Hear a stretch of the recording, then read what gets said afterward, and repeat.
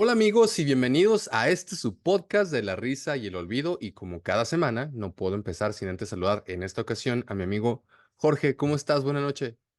Hola Dave, feliz, con ganas de platicar contigo. Es un tema el de hoy que me gusta, entonces creo que me va a divertir. Espero que tú también.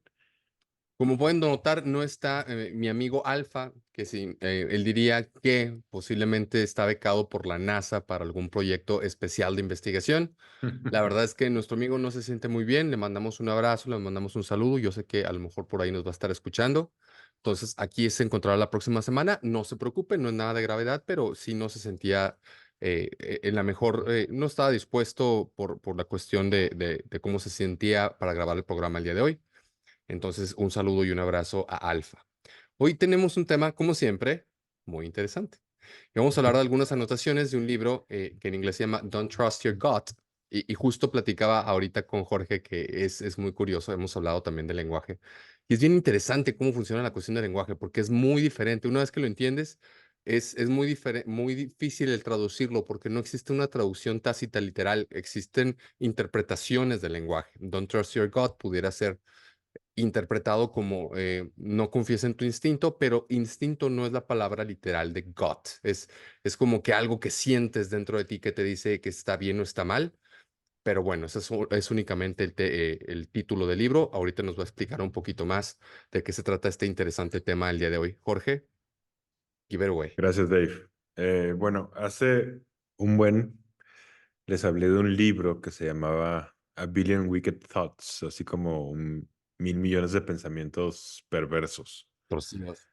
retorcidos. Ajá, y tenemos ese podcast ahí en algún lugar por si lo quieren ver, si no lo han visto. Y justo fue un estudio que hicieron unos cuates que trabajaban antes en Google, eh, analizando, o sea, a través de las búsquedas de Internet, tratando como de entender pues los pensamientos retorcidos de los seres humanos, sobre todo los sexuales, y lo dividían pues en varios rubros, pero el más amplio era entre hombres y mujeres. Y se me hizo que ya ves bien interesante, o sea, darnos cuenta qué es lo que buscamos, ¿no? Cuando estamos en ese completo anonimato. Este libro se parece a ese, es algo similar, nada más que tiene que ver con más temas de la vida. Em, es, algo una de las cosas más interesantes creo yo que ha hecho la era del Internet y la era de las redes sociales y la era de los smartphones, o sea, los teléfonos inteligentes, es el hecho de que nos han dado un chorro de datos, o sea, pero de muchísimas cosas de las que hacemos los individuos todos los días de nuestra vida, ¿no? Antes, si tú querías hacer, por ejemplo, un estudio acerca de la felicidad, por ejemplo, que aquí viene en este libro, eh, pues tú tenías que ir a preguntarle a las personas, por ejemplo, qué tan feliz les hacía, qué tan felices les hacía, por ejemplo, irse a pistear con sus amigos o ir a ver un juego de fútbol del equipo al que le vas, o la primera comunión de uno de tus hijos, o temas así, pues recurrentes o importantes en la vida. Pero la cosa con eso es que era difícil preguntarlo en el momento.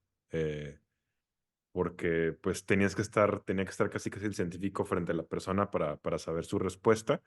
Y entonces muchas de las respuestas pues eran de cosas que ya habías hecho días antes o meses antes o inclusive años antes. Em, Ahorita con el internet y con los teléfonos inteligentes eso ya es una barrera que ya se rompió. Porque ahorita nosotros traemos esta cosa todo el día pegada a nosotros, ¿no? O sea, el teléfono.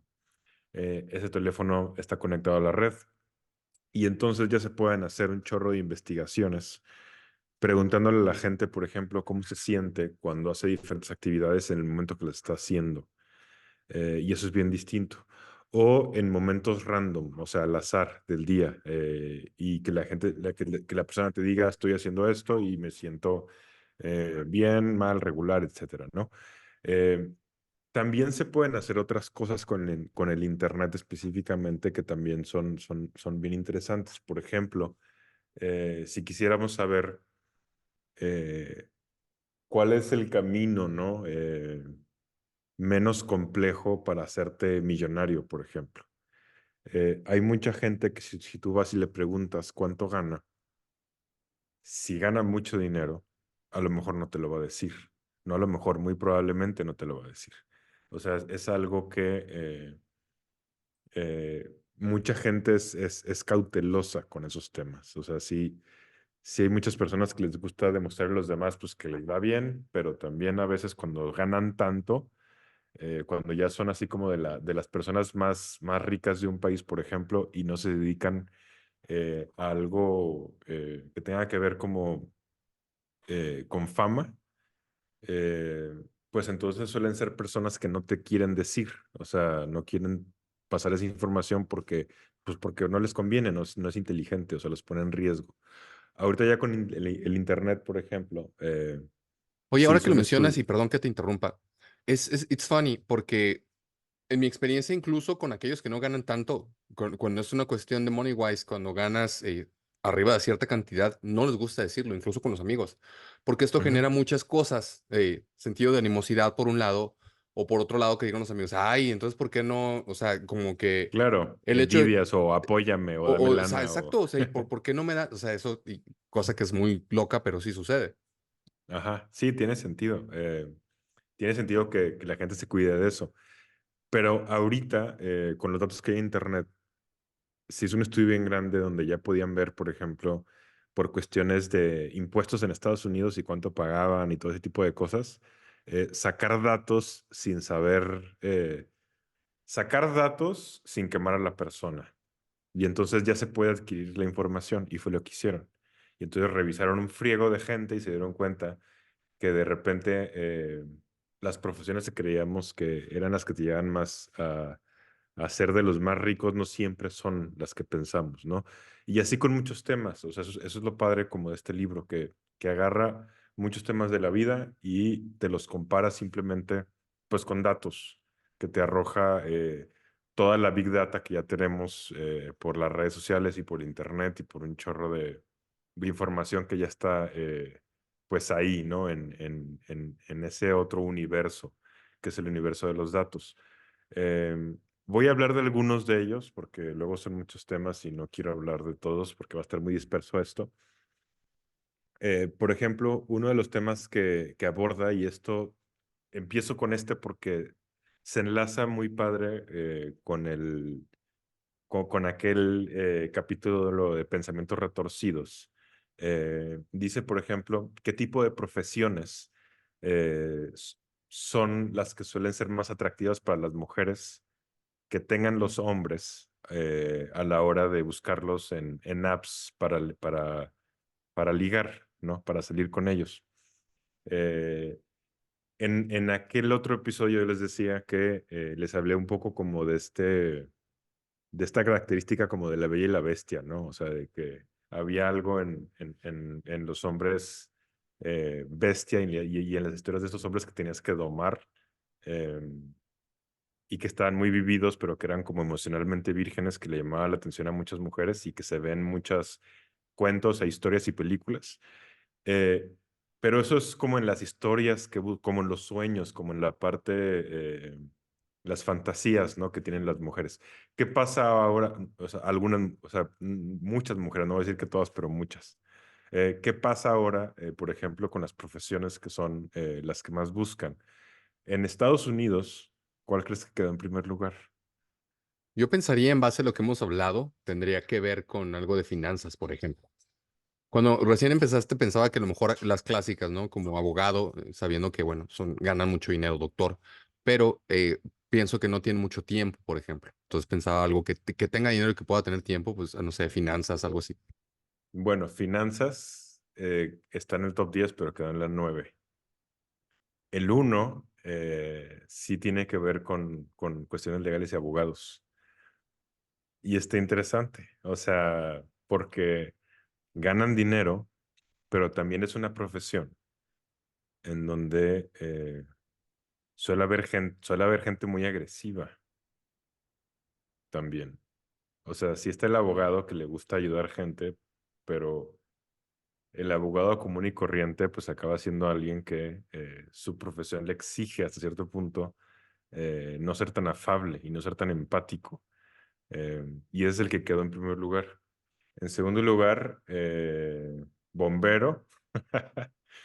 Eh, bombero junto con profesiones que tienen que ver con law enforcement, o sea, como con hacer respetar la ley. Sí, qué curioso que lo mencionas, porque uno pensaría, en base a lo que platicamos en ese capítulo y en cómo pensamos los hombres y las mujeres, que la gran mayoría de las mujeres piensa, y ya lo platicamos, que es una cuestión hasta incluso biológica, en su bienestar a futuro, ¿no? En esta tranquilidad económica que le permita a ella estar. Y fíjate, o sea, el número uno Pero sí. yo creo que sí van de la mano los dos, te voy a decir por qué. Ajá, sí, es lo que iba a decir. O sea, el número uno sí, el número dos no, pero es como que una No, respuesta, no también, o sé, sea, ¿sí? de hecho, en las historias de ficciones que buscaban muchas mujeres, como de novelas románticas, sí Sí, metían sí. sheriffs, ahí les dije, sheriffs, por ejemplo, y metían bomberos también. Porque bomberos, Y, la y- verdad, es una profesión muy mal pagada. Digo, en Estados Unidos puedes vivir de eso, pero no es como que realmente pero es vayas a muy tener. masculina y a Sí, final de súper. No, cuentas, claro, por súper supuesto, masculina. sí. Igual que el law Y además enforcement. de masculina son de hombres y son hombres arriesgándose. O Manly sea, man. los dos, también law enforcement, son hombres arriesgándose. Y embona también súper bien con la psicología evolutiva, o sea, que te dice sí los recursos, pero también como el sentido de protección, ¿no? Y entonces un bombero o alguien que tenga un buen trabajo Sí, un en algo de detective. ajá, o sea, a lo mejor te puedes sentir como, puede dar cierto sentido como de protección, está interesante. Luego el tercero es militar.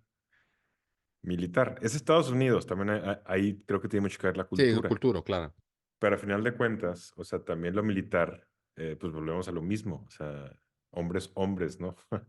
Luego viene profesional de la salud, o sea, médicos, que también salían mucho, el médico cirujano era de lo que más utilizaban para las historias, y también está en el top 5, está en el top 5, entonces está bien interesante porque sí,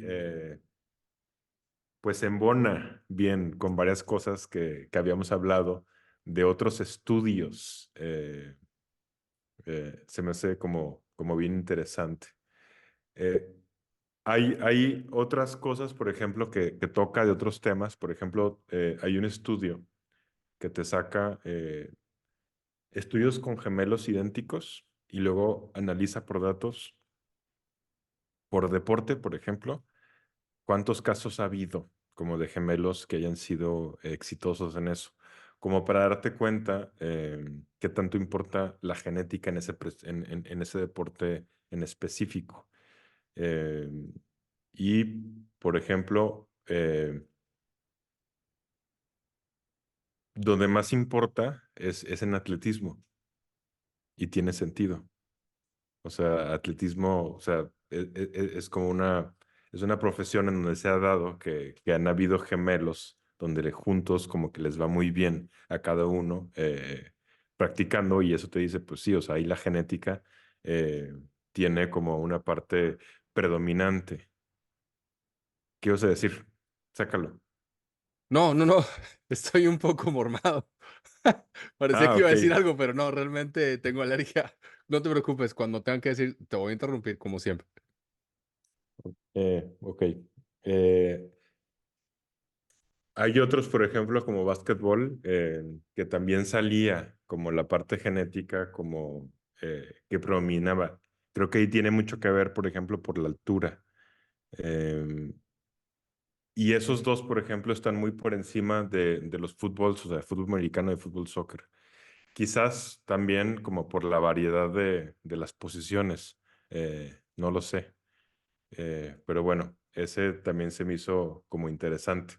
Los que de plano no le encontraban como nada genético al asunto que se relacionaba era, por ejemplo, los clavadistas en las Olimpiadas o los que hacen deporte ecuestre, o sea, con caballos, obviamente. Y se me hizo raro, por ejemplo, que los que cargan pesas, ahí pensarías que sí. Y sin embargo, hasta ahorita no se ha dado, o sea, como que han visto que No hay, no sobresalen hasta ahorita como ningún gemelo en toda la historia del deporte, ¿no? Es una cosa, pues, interesante. A lo mejor tiene que ver con que no es un deporte tan mainstream, ¿no? Ajá, Entonces, sí, obviamente, pues se va recortando cada vez más. O sea, si de por sí es un nicho pequeño, se va haciendo más pequeño y si te pones a pensar, realmente no es un deporte que atraiga a muchas personas como deporte de alto rendimiento. Sé que hay muchas personas que van al gimnasio y lo hacen, pero digamos ya a nivel profesional, pues se va haciendo muy pequeñito porque pues únicamente son aquellos que compiten en Juegos Olímpicos. Ya de ahí en más no tienes una carrera, no sé, strongman, pero no es sí. únicamente cargando eso. O sea, en ese deporte sí, sí, sí lo menciona, que puede ser por eso, y sí creo que es en específico es por eso. Pero, por ejemplo, track and field, o sea, atletismo, pues sí es popular, pero no es tan popular como fútbol o no es tan popular como el básquetbol o cualquiera de esos deportes colectivos. Esos son mucho más populares y mucho más, creo, practicados en el mundo. Y sin embargo, ahí sí se ve por mucha diferencia, pues que la genética Pero ¿no predomina un crees que también montón. tiene que ver a que, por ejemplo, en un lugar como Estados Unidos, en Canadá, que son los que finalmente retoman estos datos, sí es un deporte altamente practicado, porque digamos que es hasta cierta manera, entre comillas, obligatorio. Es decir, el llevar atletismo es parte de tu currículum natural y todos tienen que llevarlo de alguna manera. Y aquellos que les gusta lo siguen haciendo en preparatoria y a lo mejor terminan de hacerlo en preparatoria, pero todos de alguna manera lo llevaron, ¿no? O sea, es como que parte de, creo que por ahí también es por eso que el grueso de la información se da, ¿no?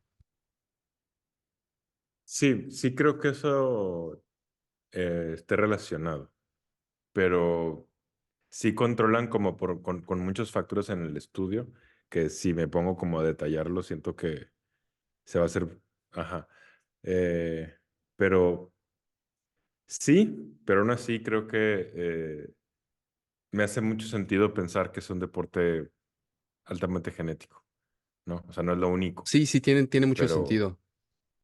eh, o sea, en fútbol, por ejemplo, si resulta que si eres muy habilidoso, o sea, y a veces pasa, tienes un hermano buenísimo y otro no, ¿no?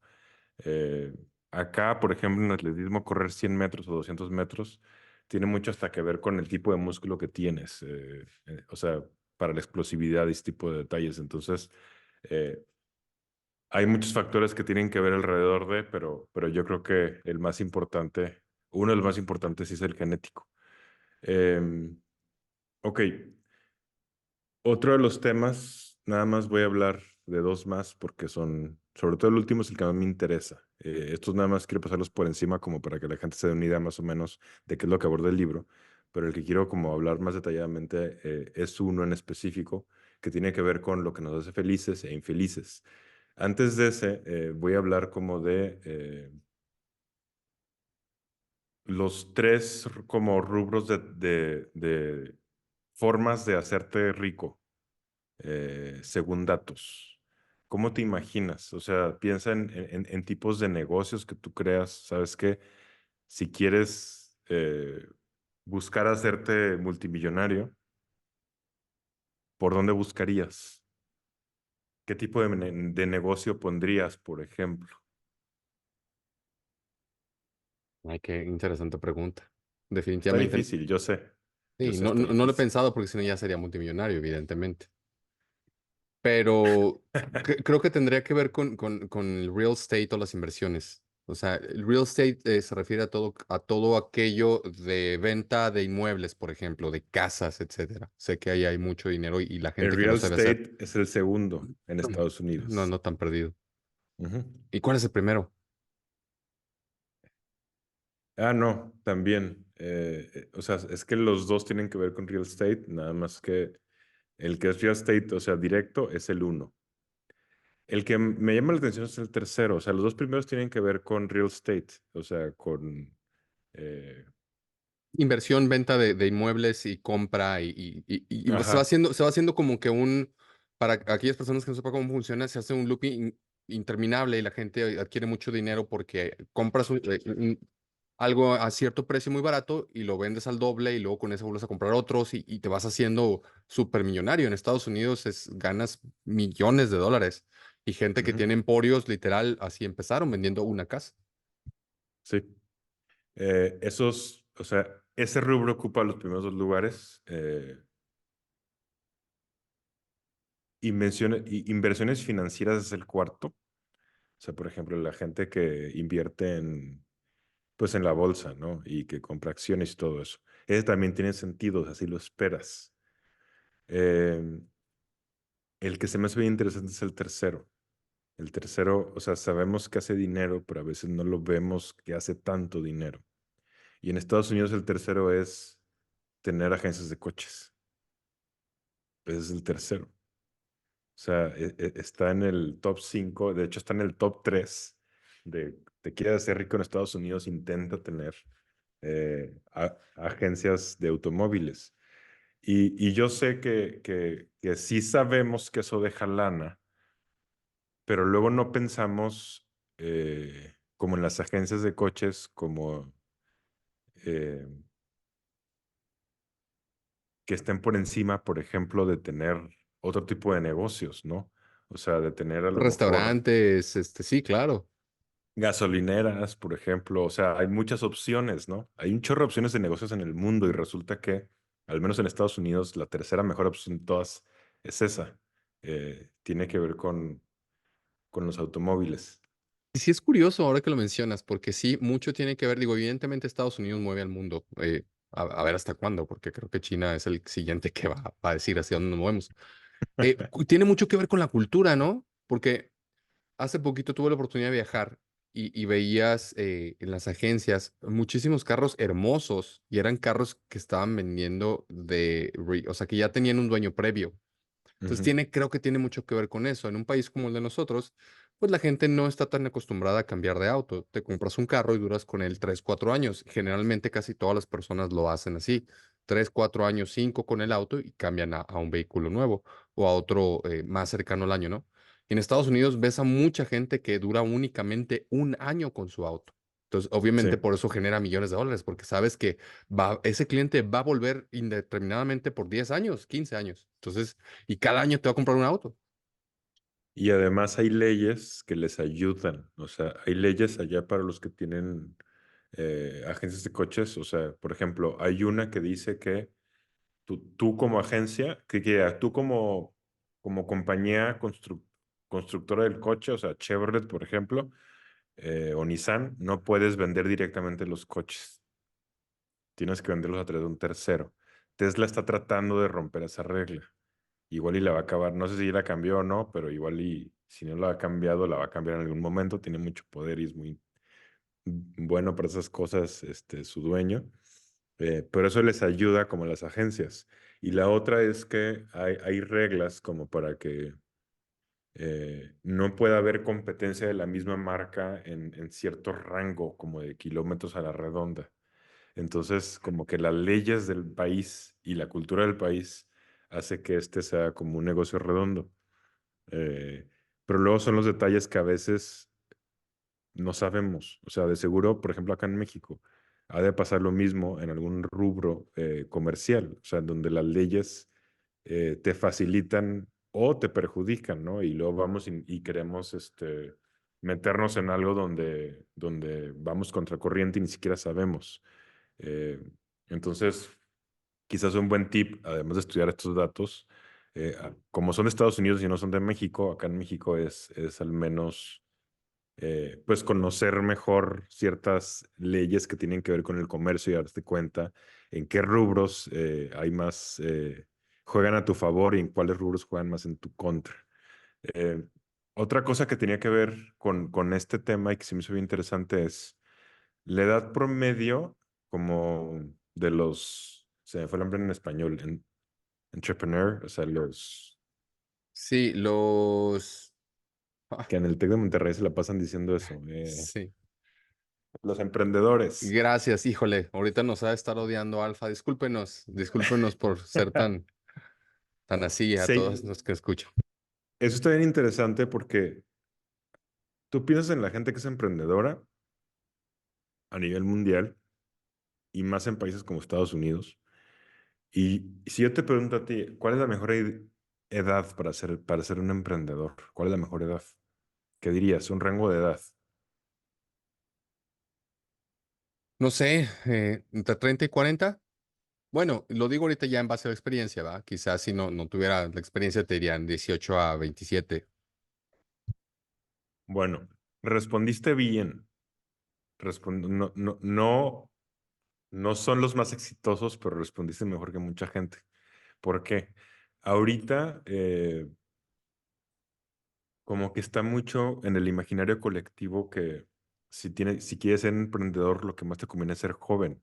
O sea, inclusive hay libros de gente que ha escrito como a favor de la juventud, ¿no? En esos temas y que te dicen, o sea, tienes más de 31 años, estás pelas para dedicarte a eso, o sea, para sacar algo nuevo y cambiar la faz de como de cambiar Regla la del forma de hacer juego, sí, negocios en claro. algún tema, a las reglas del juego, ¿no?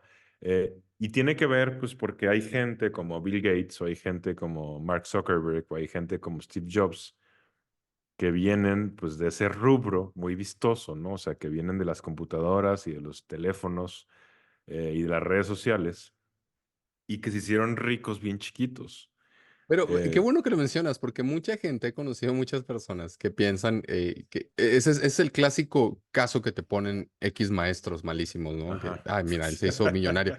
Sí, güey, pero o sea, él ya estudiaba en Harvard, ya era un genio, ya había sacado o sea, todos esos personas de macro éxito O desarrollaron sea, se cosas salieron que de Harvard, pero ya estaban en cambiaron el Harvard. mundo. O sea, literal, su mente estaba tan out of the box, su pensamiento estaba tan afuera de los límites y de los estándares, pues es mucho mejor ese aspecto. Creo que el mensaje no se mandó de manera correcta en ese momento. Ujú, sí. Y además, o sea, también creo, por ejemplo, que las historias de ese tipo como de emprendedor, como un Zuckerberg, como un Jobs, son historias sexys de vender, ¿no? O sea, chavitos que a los 19 años de repente, pum, dieron el boom gigantesco, eh, uno en su dorm, o sea, donde vivía en la universidad, otro en el garage de sus papás junto con un amigo haciendo computadoras, ¿no? Y entonces, eh, y además los productos, o sea, son productos pues que le cambiaron la forma de hacer muchas cosas en Como el tú dices, mundo, ¿no? literal cambiaron las reglas del juego. O sea, no concebimos. ¿Te acuerdas? El otro día estaba teniendo esta plática con mis amigos. Era muy divertido cuando yo era joven tener un teléfono celular, porque eran muy diferentes. Entonces, un amigo Sí, tenía uno que era un huevito, otro sí, amigo tenía uno que se abría como si fuera una pistola, así muy, muy padre. Otro tenía uno que era como foldable. Entonces, era muy divertido. Cada quien tenía un plegable. celular personalizado de acuerdo a tu estilo de vida y a tu manera de ver el mundo. Hasta que llegó Mac, bueno, no Mac, llegó Steve Jobs con su nueva teléfono y rompió el molde tanto que ya todos los teléfonos se volvieron iguales. Entonces, en ese sentido, hasta lo volvió aburrido, pero, o sea, literal, cambió el molde de cómo estaban establecidas las reglas del juego, así de importante fue. Sí, o sea, de que es un parteaguas. O sea, a ver, las aplicaciones que incluyó en el teléfono y la pantalla táctil y todo eso. Eh, Pero a lo que iba con esto es, o sea, sí son historias impresionantes, pero la mayor parte de los emprendedores exitosos no son así y creemos que son así. Y mucha gente que se dedica a dar cursos o a escribir sobre esto te dice que son como ellos y no es cierto. Ellos son la minoría. La mayoría no sabemos de ellos porque vienen de inventar cosas que los hizo súper ultramillonarios, pero que sus historias no son tan sexys como las de ellos porque el producto es un producto más X, o porque lo hicieron ya cuando estaban grandes, ¿no? Así hay un montón de cosas. Ahí en el libro pone varios ejemplos, ¿no? Un cuate, por ejemplo, que se le ocurrió inventar un sensor que funcionara mejor para controlar la temperatura del cuarto. Otra señora que inventó una mezcla como química de cosas que empezó a hacer ella. Ni siquiera sabía mucho de eso, pero como a prueba y error, para cuando ibas al baño a hacer, pues, hacer del 2 que pudieras eliminar los olores, ¿no? O sea, gente así, o sea, que inventó cosas de ese tipo y que hicieron súper ultra ricas y que no sabes nunca de ellas y de ellos. Y entonces cuando ya escuchas, o sea, cuando ya ves todos los datos de la gente que ha sido exitosa emprendiendo negocios y que les fue súper bien, eh, y luego revisas la edad que tenían cuando les pasó, está súper interesante. Eh, en realidad, la mejor época suele estar de los 40 para adelante, entre los 40 y los 60. De Si me, hecho, me permites nada más dar un par de casos que ahorita antes de que sigas, porque si no se me va a perder la idea. Hay estos tenis, los All Clouds, que son muy famosos y le compiten ya directamente a Nike y es una empresa que genera millones de dólares. Y esa persona que era una persona que corría Ironmans, era un atleta de alto rendimiento, era patrocinado por Nike, era un atleta normal, vamos, ni siquiera era el top, ¿no? Y él les llegó con esta idea de hacer estos tenis que rebotaran, digamos que con tu misma pisada pudieran darte el impulso para rebotar. ujú. Y Nike le dijo, compa, tú eres un corredor, o sea, gracias, pero dedícate a lo tuyo y te estamos patrocinando. Muchas gracias. Rompe su patrocinio con Nike y él empieza a diseñar sus propios tenis con manguera. O sea, literal empezó a cortar mangueras y las empezó a pegar para que hicieran el rebote de la idea que tenía. Y fundó la empresa con dos amigos y ahorita vale miles de millones de dólares y son o sea, número uno, número dos de lo que usan los corredores. Me es muy interesante. Y otro caso que me acordé que se me hizo súper interesante. Algún día vi en una película una persona que decía, ponle, si has visto en Starbucks que tienen como que este cartoncito que le pones al café para que no te quemes. Ujú.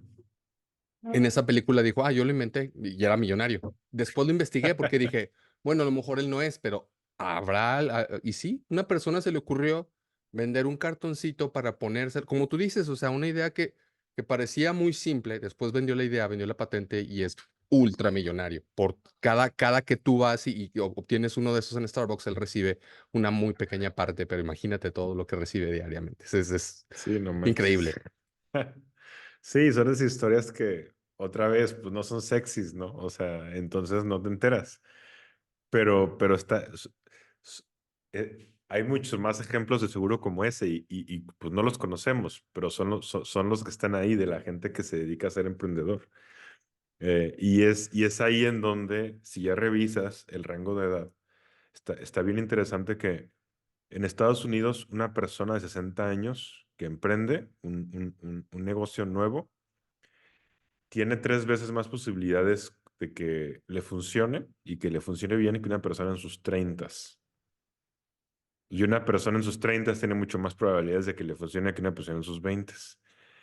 Y esto de pensar en los adolescentes emprendedores y ven, si ya los comparamos con los números reales, la mayoría de ellos pues fracasan. O sea, es una cosa terrible. Digo, funciona intentarlo desde esa edad porque a través de la prueba y error vas aprendiendo muchas cosas en la vida. Pues sí, pero lo que yo voy es que esta idea que tenemos o que mucha gente tiene de es mejor ser joven, ¿no? Para emprender esas cosas y ya después ya como que no te da la creatividad de la cabeza, pues los números en realidad te dicen que es lo contrario. O sea, que la experiencia y que tener más contactos y más relaciones y que tener pues más conocimientos de la vida, en realidad acaba siendo más importante, más Fíjate que recursos me, también. me vino a la mente algo que has mencionado mucho, mucho en el podcast. Siempre pongo atención a lo que dices y esta cuestión de que nosotros somos seres 100% emocionales y nos medimos con nuestras emociones, creo que tiene mucho que ver en este dato y en esta serie de data que nos genera esto. Porque obviamente mientras más creces y más experiencia adquieres, aprendes a manejar mejor tus emociones y aprendes a manejar mejor el fracaso y lo encaminas mejor, ¿no? O sea, no es lo mismo que gastes tus ahorros en abrir una empresa de tacos a tus 25 y te frustres y lo mandes toda la fregada, a que lo abras a los 45, ¿no? Y entiendas, chin, pues a lo mejor la regué en esto, pero si le agrego aquí y entiendas que, bueno, fue a lo mejor una equivocación, pero que no todo está perdido. Me explico, o sea, el manejo de Ujú. tus emociones creo que tiene mucho que ver también en eso. Sí, o sea, de hecho, hasta a nivel cerebral, les he dicho hace muchos podcasts que la parte que controla la emoción no acaba de madurar en las personas hasta más o menos los 25 años. O sea, antes de eso no está madura todavía. Y entonces son menos buenos. la gente de esa edad o sea, esos adultos jóvenes y los adolescentes. Son monos buenos para controlar sus impulsos. Les ayuda porque hace que se equivoquen y esa equivocación les enseña de la vida. Pero también, o sea, para emprender cosas de este tipo, pues es más sencillo que a lo mejor si abres algo con algún amigo te pelees y no sepas controlar esa frustración, o sea, lo que acabas de decir. O sea, sí tienes que aprender a lidiar con esas emociones negativas y tiene sentido que sean más buenos, pues con los años, ¿no? Eh, y ahí se me viene el siguiente tema, que es el último que quiero tocar a los que vienen en el libro, y es la percepción de la felicidad, o sea, las cosas que ya viendo con datos, la gente te dice en el momento que la está haciendo, te dice que la hace más feliz o te dice que la hace menos feliz. Y este estudio que se hizo es bien interesante porque lo que hacen es, siguen a una persona, por ejemplo a ti, Dave, y te comparan a ti en muchas situaciones diferentes de la vida y van teniendo tu input.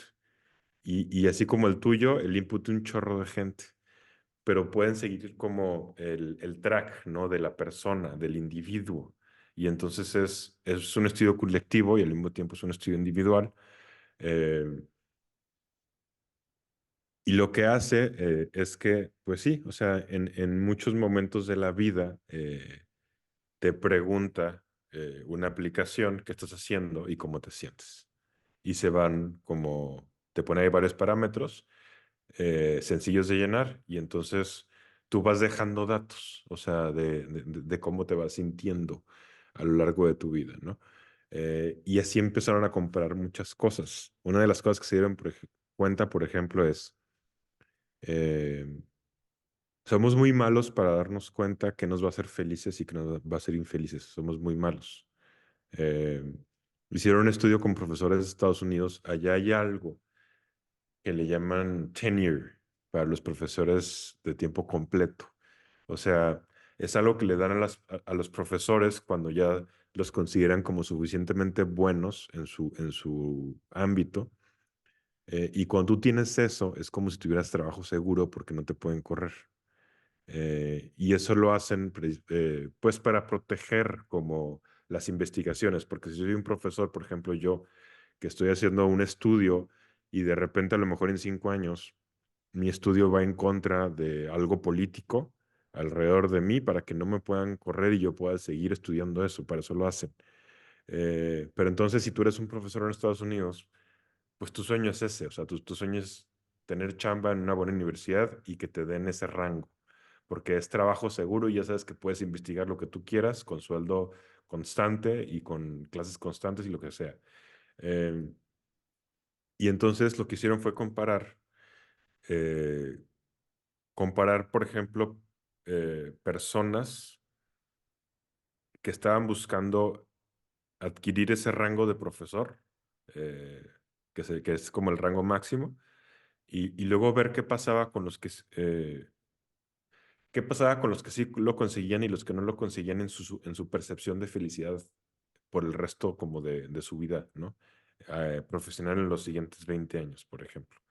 Eh, Esto inició obviamente antes que con los celulares, o sea, esto fue un estudio que sí iniciaron primero como preguntándole directamente a ciertos individuos y siguiéndolos, y luego ya después lo complementaron con las nuevas tecnologías. Y de lo que se dieron cuenta es que profesores que te decían antes de que leían el tenure, que te decían, pues que es el sueño de mi vida, y cuando lo alcance, pues va a ser la cosa más chingona del universo. O sea, en realidad lo que les pasaba era que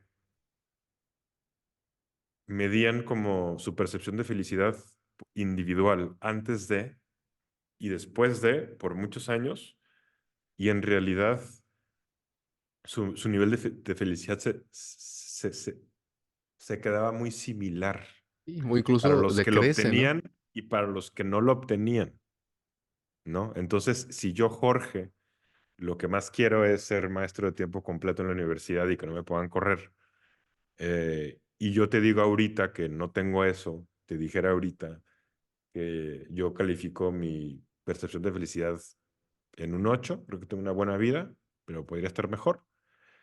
Si luego me dieran ese trabajo y me preguntaran lo mismo en 15 años, lo más probable es que yo diga que también voy a estar alrededor de un 8 en percepción de felicidad. Y si no me lo dieran, también, o sea, se mantiene el promedio. Es bien interesante. Eh, Luego ya después, gracias a los celulares, empezaron a hacer esto, pero con un chorro de temas. Y entonces sacaron una lista, que es una lista como de 40, son muchas, pero aquí traigo como 40 actividades que te la arranquea según lo que han contestado un friego de gente, de lo que los hace sentir mejor a peor. O sea, como de lo que te dijera, lo que más le aporta en tu momento a tu vida para que te sientas extremadamente bien. A ver, qué interesante. Sí. Eh, Número uno, de todas las actividades que un hombre puede hacer, ¿cuál crees que sea la que reporta mayores niveles de bienestar? Cuando la persona lo está haciendo, porque esto es así, o sea, cuando lo estás haciendo, tienes que contestar esta madre, te llega de repente un aviso random y en algún momento que te tocó hacer eso, en ese momento te lo detecta. Y así lo hizo con un chingo de gente. Yo pensaría que tendría que ver o con viaje, o con viajes vacacionales o viajes culturales, o con deporte. Digo, pensaría yo. Ok, casi, sexo. O sea, me estás diciendo que Y mientras el lo están haciendo, cuate, tuvo sí, que haber, ajá, wow, por eso no pensé en ajá. eso. Qué Eso lo increíble. explicó el cuate que hizo el libro y decía, o sea, sí, o sea, estaba ahí la persona a mitad del acto y de repente te llega el mensaje y tienen que contestar, ¿no? Y dice, y aún así, o sea, pensando que mucha gente no iba a querer contestarnos en ese momento o que a lo mejor iba a estar enojada porque le interrumpimos y nos iba a poner mala calificación, dice, aún así salió en primer lugar. Segundo lugar, y esto es como, lo siento como una victoria personal. Son tres cosas son tres, salieron empatados. Ir al teatro, ir a un concierto y bailar. Por eso. Ya decía yo, a mí me cambió la vida cuando Qué empecé a padre. bailar. eh, y esa es la que sale en segundo lugar. En tercer lugar salió ir a una exhibición, ir a un museo e ir a una librería. Qué cosa más extraña, pero sí. En cuarto lugar, hacer deporte, correr, ejercitarse. En quinto lugar, hacer jardinería. Ya había escuchado algo de eso, fíjate. O sea, sobre todo muchas personas que llegan a esta edad del retiro y que lo intentan por primera vez dicen que es una actividad muy gratificante. O sea que, Ajá. porque obviamente todo empieza como si fuera un pequeño proyecto y que tiene que ver con vida, y entonces el ver que tú crece y con los cuidados que tú les das, da el fruto, etcétera, pues sí debe ser algo muy gratificante. Y por ejemplo, en algunas religiones orientales se da mucho. En el Zen, por ejemplo. O sea, que te ponen a hacer jardinería, ¿no? Y hacer jardinería es una forma como como inclusive de hacer una especie como de meditación. Y eso es importante porque una de las cosas que encontraron que se relaciona directamente con cómo percibes que es tu momento en cantidad como de bienestar, tiene que ver con qué tanto estás en el momento y qué tanto te está divagando la mente. Cuando te divaga mucho es cuando es más fácil que no te sientas pleno.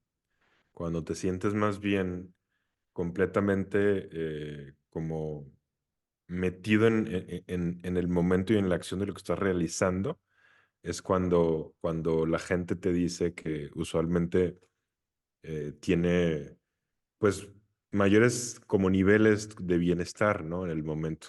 Por eso, por ejemplo, meditar dicen que ayuda mucho para que sientas una mejora muy sustancial en tu vida. Eh, pero hacer actividades como jardinería, dicen que eso te pasa, o sea, como que es muy fácil meterte en la actividad. Y no se diga bailar, o sea, yo que lo hago, bailar en pareja, por eso es una de las cosas por las que más me gusta, porque cuando lo estoy haciendo, yo que soy una persona que piensa mucho todo el tiempo y de repente en ese momento llega un momento en que te vas, o sea, te vas. Al principio que estás aprendiendo, no, porque tienes que pensar en los pasos, pero una vez que ya aprendiste, eh, es muy fácil como estar en ese flow, le Es llaman. como si estuvieras meditando. O sea, llegas a ese Ajá, punto, digamos, que estás, no quiero decir zen porque no es la palabra adecuada, pero estás en ese state, en ese estado en el que estás simplemente estando como que ajá, tú y el haciendo. universo. Ajá. O sea, sí, ajá, como en ese momento donde el hombre todavía no era un hombre plenamente consciente, sí, pero no, y entonces estás en el momento y no te falta nada y entonces no estás pensando en otras cosas, es eso. Y además, por ejemplo, en el baile, estás con otra persona si es un baile de pareja.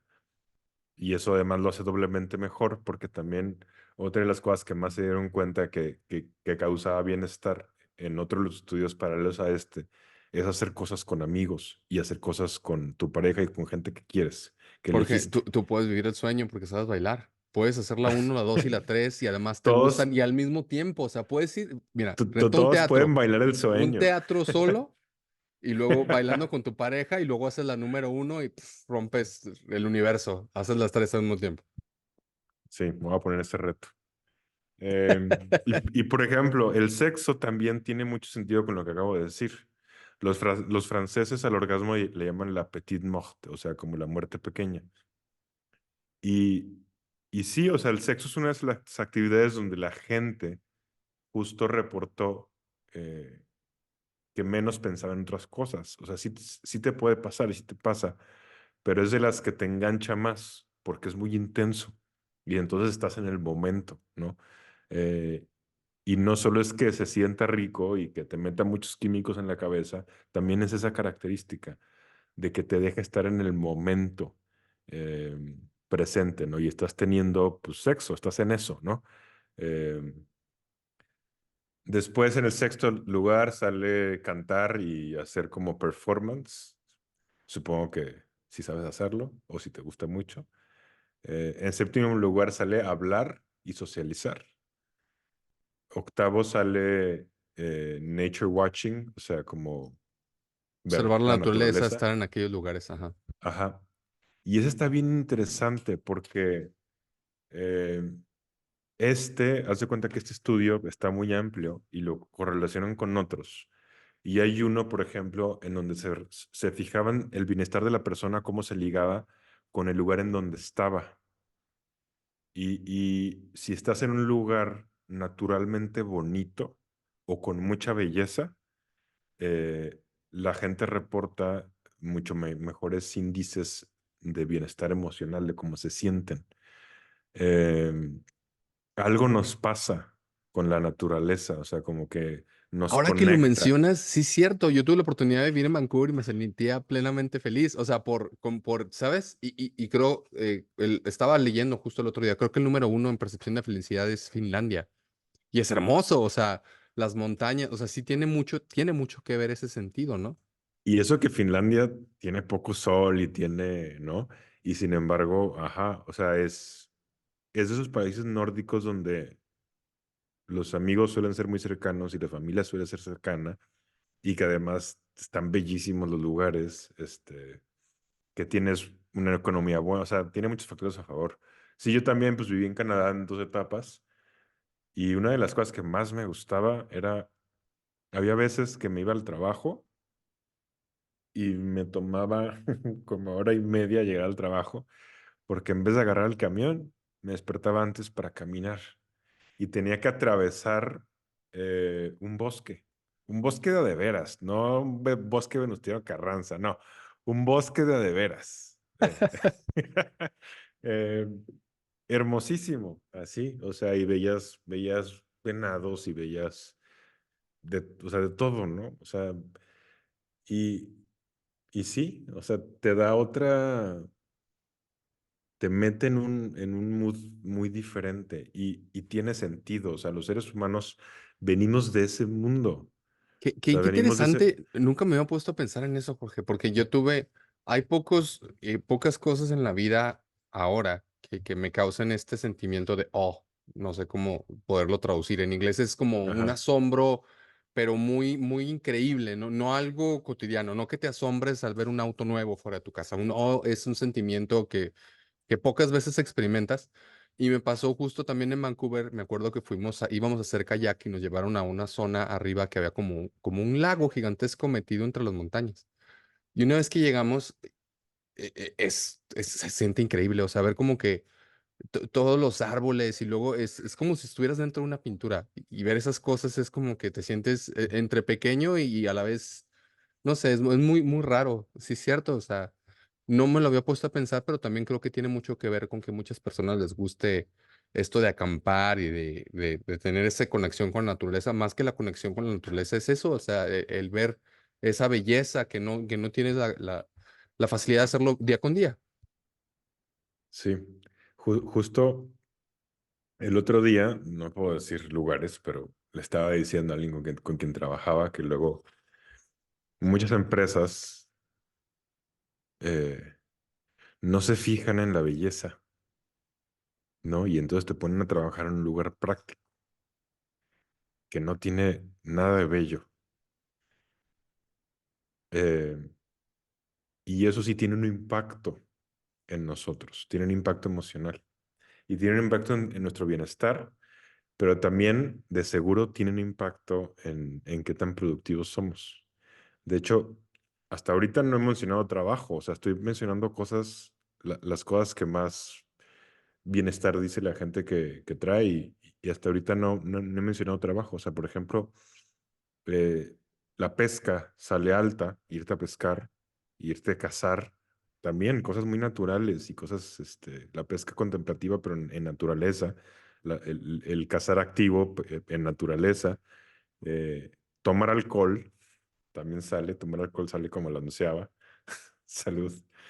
Eh, mientras no te hagas alcohólico, y no tomes así como de plano para que el otro día traigas cruda y eso, eh, dicen que tomar alcohol mejora la percepción de un montón de actividades, de muchísimas.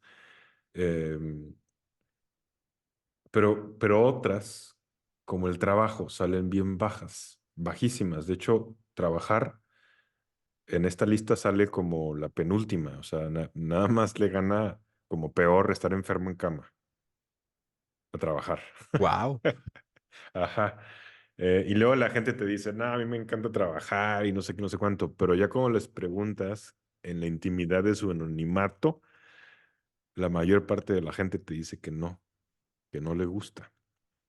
Y si han hecho muchos, después de esos estudios, entonces lo empezaron a ampliar más y trataban de darse cuenta cuáles son aquellas cosas que pueden hacer al trabajo como más, pues mejor, ¿no? O sea, que tú Llevadero de alguna digas, manera. o que te guste. Y dos de las más importantes que encontraron, una que ayudaba mucho era poder trabajar desde casa.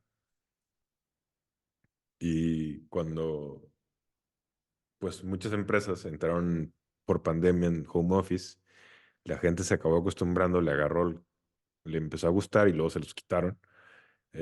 Y otra es trabajar con amigos, o sea, tener amigos en el trabajo.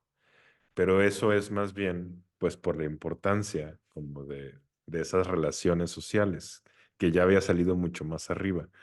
Em, y otra cosa que está bien interesante esta lista es no solo cuáles están arriba, también es importante ponerle atención a cuáles no están arriba, que pensamos que podrían estar arriba y no están.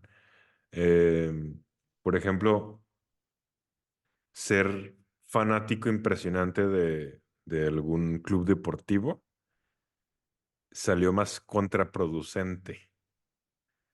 Así, o sea, porque en el estudio que sacaron, la gente reportaba si tu equipo ganaba y reportabas qué tan feliz te sentías, o sea, sí mejoraba tu mood un buen, pero cuando perdía, algo importante, hazte cuenta que es como si ganara 50 pesos cuando gana y perdiera 100 cuando pierde, así. Así fue como se reportó, haz de cuenta, traduciéndolo algo sencillo, ¿no? Entonces, eh, s- sentimos más cuando le va mal que cuando le va bien. Oye, Jorge, qué A mí- interesante ahorita que lo mencionas, porque, o sea, si te pones a pensar realmente, por eso es que mucha gente opta por irle a los equipos altamente exitosos, porque sí, sus posibilidades de sentir ese rush es mucho más cercana a irle a un equipo que no gana constantemente. sí, pero ahí te va, porque también también lo analizaron y se dieron cuenta de algo. Cuando tú eres Villamelón y te pasas a un equipo que le empieza a ir súper bien al inicio, sí te pasa eso, porque gana más. Pero después el cerebro se acostumbra y entonces se acostumbra a que tu equipo tiene que ganar cada no sé cuánto la copa y entonces ya las victorias no las sientes tan alto y las derrotas sí. Entonces al final decían el estudio que lo más bueno como de, de las cuestiones deportivas dice, te conviene más cuando no te enganchas tanto, o sea, cuando ves el deporte por la belleza del deporte, no porque es el equipo al que le vas, y cuando lo aprovechas para socializar con gente que quieres. Ahí es donde está más importante, ¿no? O sea, cuando estás con tu papá compartiendo el juego, ¿no? O con tu hermano, o con tu hermana, o con tus hijos, o con tus mejores amigos, con tus primos, es eso. O sea, realmente el equipo como tal te juega en contra. Tiene todo el sentido ahora que lo dices, no lo analizamos, pero claro que sí. O sea, me pasa yo con los equipos que sigo, pues sí siento esa gran rush cuando ganan y se siente muy padre, pero la verdad es que la mayoría del tiempo sufres. Te la pasas sufriendo porque no llegan los resultados de la manera que tú quisieras. Entonces sí, sí es cierto. Sí. Y otra cosa, ya para ir cerrando, luego igual y podemos volver a retomar este tema, está bien padre, pero a mí me gustó mucho el estudio. Si te fijas, casi todo son cosas que se hace con más gente. O sea, sexo es con otro. O sea, no, de Baile, hecho, de hecho teatro. se refiere al sexo con alguien, no entra la masturbación ahí. Ir al teatro, ajá, a los conciertos sí puedes ir solo, pero usualmente vas con alguien y estás rodeado de mucha gente. El baile, pues sí, lo acabas de decir. Eh, los deportes, ¿no? O sea, sí algunas, pues correr dice que te ayuda mucho, pero también muchos deportes son colectivos, que juegas pues, con los amigos. Jardinería, ese sí es más individual, pero vamos, o sea, muchos de ellos se relacionan con hacer algo con alguien que quieres, muchos. Y otros con actividades, pues, que te hacen meterte como a la actividad. Y también hay muchas actividades como fácil de hacer y que hacemos mucho tiempo y muchas veces que en realidad no salen altas. O sea, por ejemplo, ponerte a ver una serie o una película en tu casa. Y a mí me encanta, y creo que a ti también, pues tenías un podcast de cine, entonces supongo que te gusta mucho. Sí. Eh, y aún así, inclusive con la gente que le gustaba, sus respuestas cuando comparabas, te llegaba así el mensajito para traquear tu bienestar y estás ahí viendo una película que te está gustando y respondes, pero luego te llega el mensaje cuando estás con tus amigos en una fiesta o en una reunión y por mucho ganaba la fiesta y la reunión, o sea, y es un estudio masivo. Eh, y entonces entra como estas cosas en donde a veces, y a mí me pasa, o sea, porque luego me siento muy cómodo estando solo, ¿no? Y sí me pasa a veces que pues tengo una reunión y de repente una parte de mí a veces como que quiere que se cancele porque estoy viendo una película que me está gustando, o una serie, o estoy jugando un videojuego, lo que sea, o estoy leyendo un libro. Eh, y en realidad lo que más nos convendría es que no se cancelara, o sea, y que nos levantáramos de lo que estamos haciendo y que nos fuéramos a hacer, que nos fuéramos a esa reunión, ¿no? Y casi siempre irse a esa reunión va a tener mucho mejores dividendos que quedarte en donde estás. Eh, Entonces, pues sí, Oye, está Jorge, interesante. y antes de cerrar el tema, que bueno, ya por ahí lo vamos a cerrar por cuestión de tiempo, sí creo que deberíamos de volver y que Alfa estuviera, que estaría muy interesante. Ahorita con todo lo que dijiste, quería preguntarte, y tú, porque creo que va mucho al doc el tema, ¿cómo te sentirías? O sea, si te preguntara, te midieras en la escala del 1 al 10, en la escala de la felicidad en este momento de tu vida, ¿qué calificación te pondrías? Bueno, antes de responder eso, que sí lo respondo, pero es difícil. Nada más quiero decir una porque se me va a ir. Eh, una de las cosas que más nos juega en contra con la felicidad, ya lo habíamos dicho, pero que salió en el estudio, es estar en redes sociales, estar viendo redes sociales. Eh, y lo hizo de una forma bien curiosa, porque dice, gracias al iPhone podemos entender mucho mejor el bienestar y la felicidad que nunca, pero gracias al iPhone también eres menos feliz. Tiene un Eh, documental de eso, y ahí te lo dicen. Creo que se llama Fog de las redes sociales, algo así, es en Netflix, y terminan con esa conclusión, que es horrible. Ajá. Y checan esto que hacen mucho, ¿no? Como de comparar el Producto Interno Bruto y cómo ha ido hacia arriba, ¿no? En muchos países y los servicios y todas las cosas que tenemos ahora, que ya no podemos vivir sin ellas y que sin embargo te checas en qué tan feliz se siente la gente y eso se queda estancado, ¿no? Y en algunos lugares inclusive se va para atrás, o sea, estamos como involucionando en eso. Si me preguntaras cómo me siento en mi vida,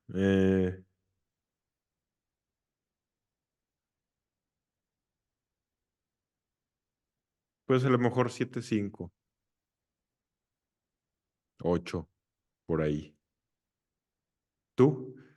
Sí, interesante por todo lo que hemos platicado. Fíjate que yo creo que un 8.5 estos últimos años me han servido como que para darme cuenta de cosas que yo pensaba que eran importantes y que hemos platicado en el podcast que me he dado cuenta que no son tan importantes. Y cosas que veía que eran, que a lo mejor no les prestaba la atención, me he dado cuenta que son muy importantes. Y mi rango de felicidad ha cambiado mucho.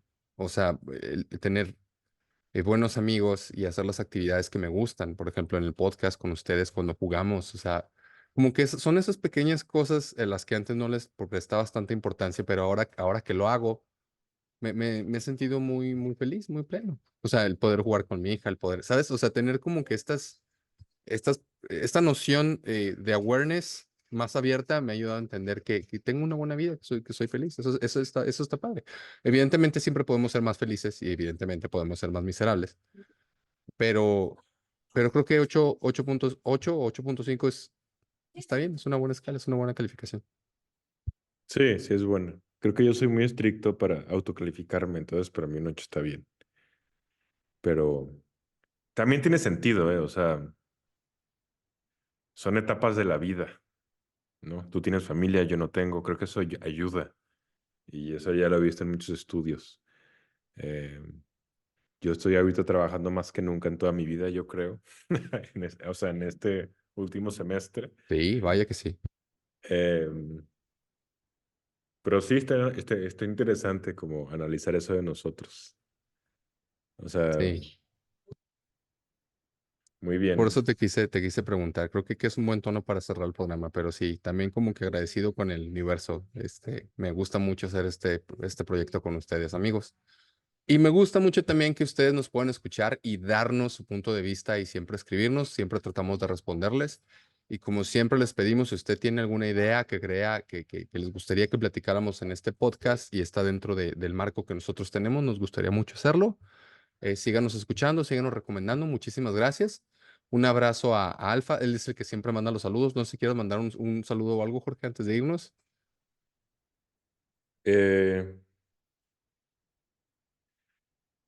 sí, a David Millán, que es de mis mejores amigos y también a veces nos escucha, y hoy cumpleaños. Ah, súper bien. Entonces, Felicidades. sí, le mando un abrazo otra vez. Ayer lo vi, pero aprovecho y también. Excelente. Y bueno, y díganos ustedes cómo se consideran. Si se pudieran poner una calificación, ¿cuál sería y por qué?